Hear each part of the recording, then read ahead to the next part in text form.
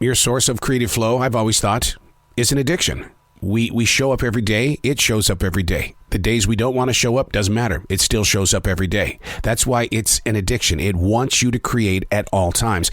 Building up that relationship with your creation is really a journey that's worth looking into. Unplugged, because we will always say yes to creativity. Totally Uncut, because we all make mistakes. So turn it into a tool. This is Arroe Unplugged. I am a poet, one that just happens to write in a forest.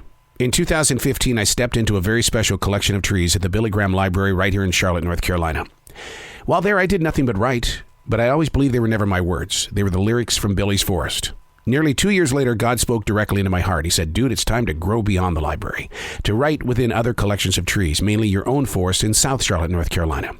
You see, in every place that I have written, the spirit of Billy's lyrics vibrate the purpose and plan that God has put into play. I never know what I'm going to write about when I enter any forest, which gives us plenty of time to talk about it in the end. Remember, these aren't my words. These are the lyrics from Billy's forest.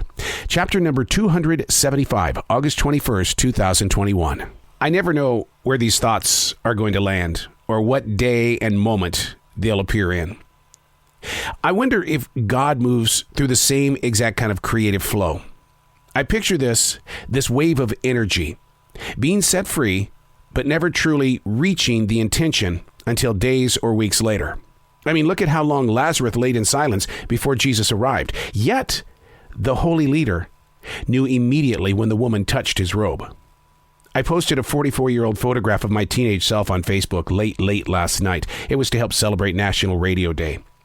I spoke of being extremely grateful for the kid and the kid's vision.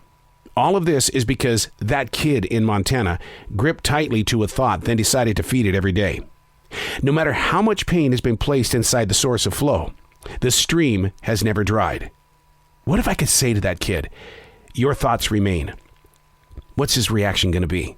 Or would it be the typical human way of saying, stop judging me? We're kind of like that, aren't we? We take that moment and we celebrate the journey, the walk, the way. We celebrate something that we did as a child that's very much alive in you as an aging adult. That child knew exactly what he was going to be when he was 5 and 6 years old. How do I know that? Because I was there and I would watch him as, I don't know, an adult figure looking back at a kid.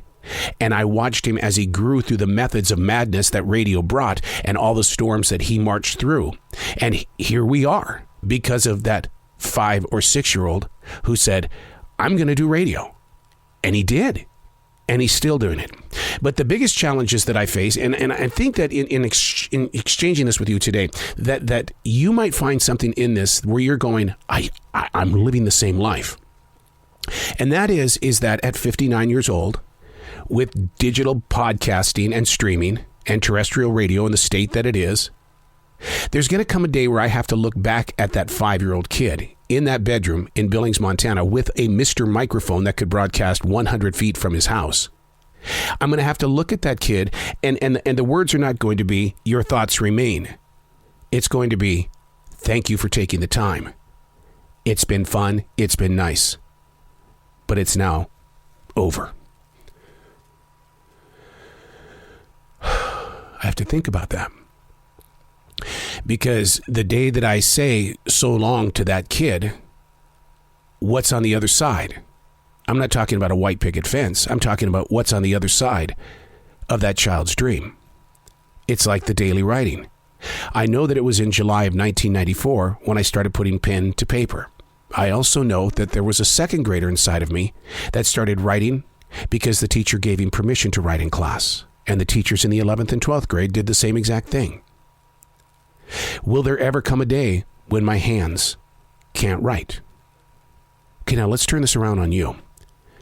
Will there ever come a day where that one thing that you've done your entire life, you've got to turn and look at the child and say to them, thank you, but it's now over.